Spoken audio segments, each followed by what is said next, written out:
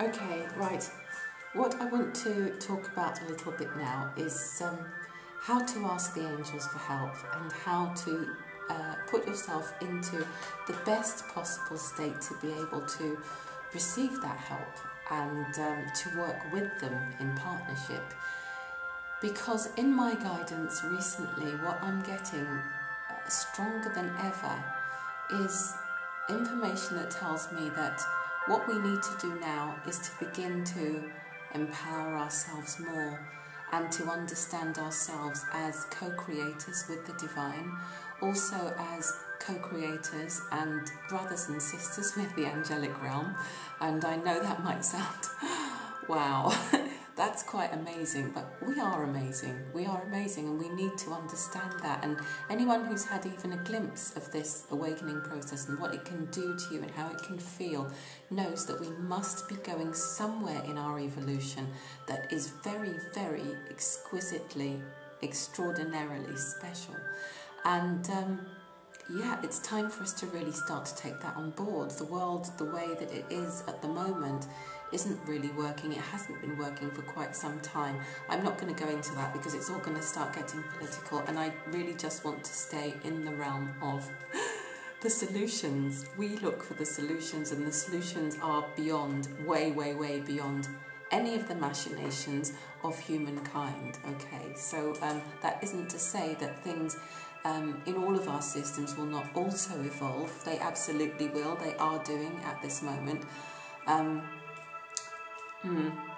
It's more an understanding that we are, as energetic beings, so much more powerful than the lives that we're living, the lives that we see, the lives that we wake up into day after day.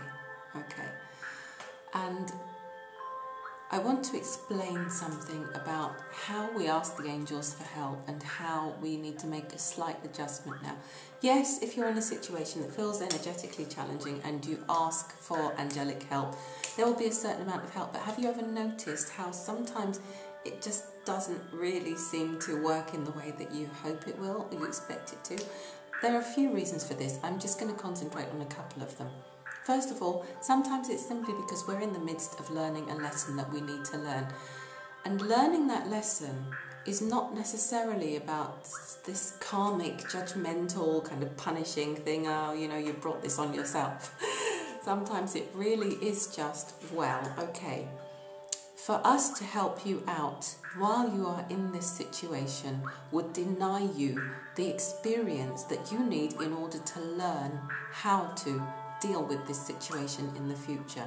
So for example, you know, how absurd is it if we were to stand in the middle of the room, fully dressed with just our shoes undone, and to say, angels, will you tie my shoelaces for me, please?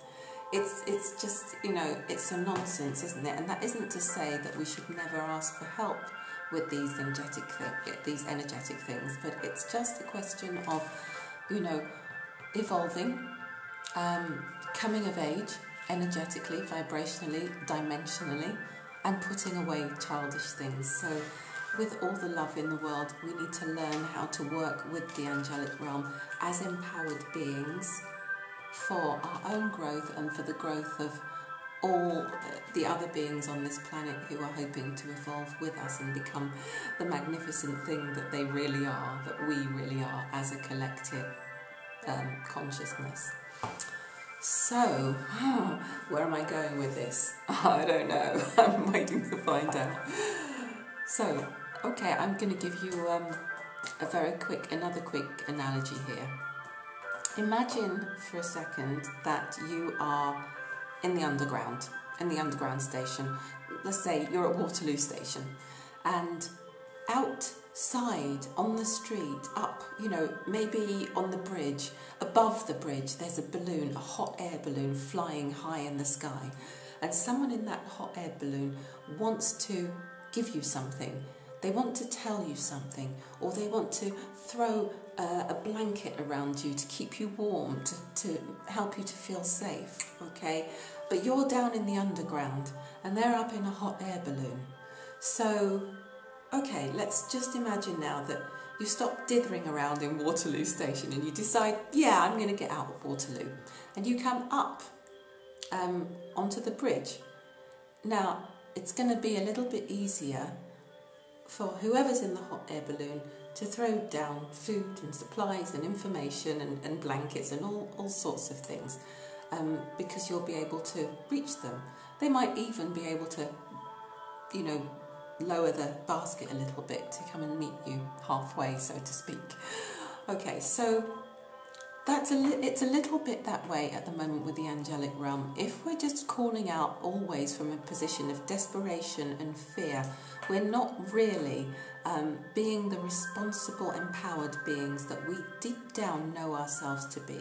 And that does not mean that they won't help us, but we are very much being encouraged at this point in our evolution to step into our power and to become what we truly are, and to work in partnership with the angelic realm and the realm of the ascended masters and the archangels and etc. Many, many more. We're not even going to begin to uncover just at this stage. We're going to keep things fairly simple.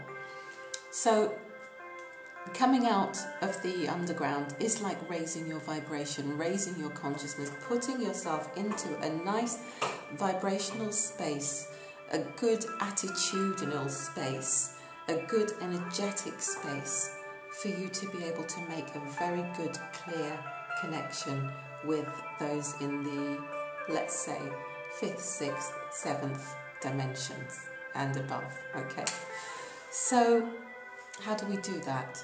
Well, one thing that we can do is meditation. No, don't go.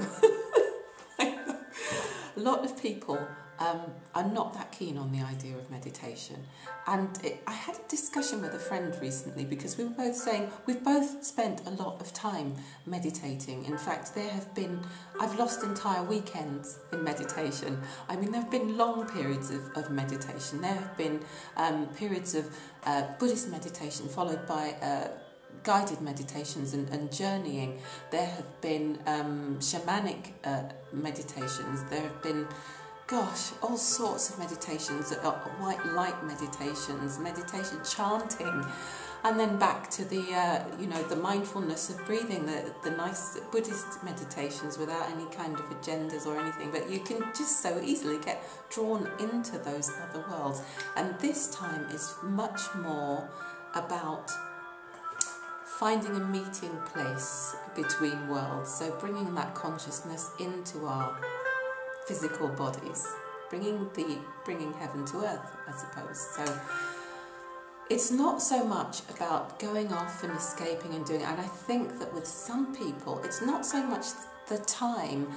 That's often the first thing people will say, oh, I don't have time, I'm so busy, I've just got too much to do. And yet, you know, they'll spend a few hours quite happily doing other things that are really not quite so productive. And, you know, it's not a judgment, because if you like watching soaps, that's fine, you know, but ask yourself this: if you truly, sincerely are wishing to evolve and grow, you know, is there a better use for your time possibly? But now that I've said that, there is another strand to this reluctance to go into meditation, and I understand it perfectly. There is something in us that understands sometimes exactly how absorbing it can be. And this is often what makes us resist. Okay, I am going to move on to another video. So I'll see you on part 2 of this particular discourse. Okay.